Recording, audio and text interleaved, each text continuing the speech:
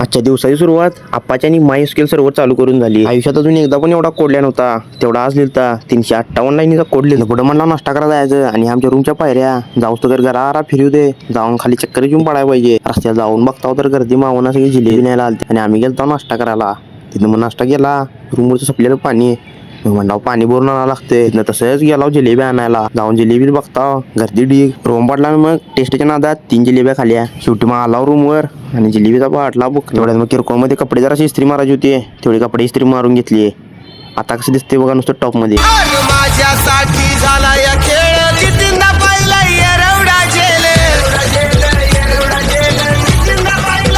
आवडून झाल्यावर मग असं रूमचं एका हातानं कुलूप घातलं. हे निंजा टेक्निक कुणाला माहिती आहे हे कमेंट करून सांगा. तिथून जायचं होतं मग क्लासला. काढली गाडीने गेला मग क्लासमध्ये जाऊन बघता तर दारात अशी ढीगभर अशी रांगोळी काढलेली सगळी. नुसता वाकून बघतोय तर ढीगभर फुगं फुगून ठेवलेलं. मला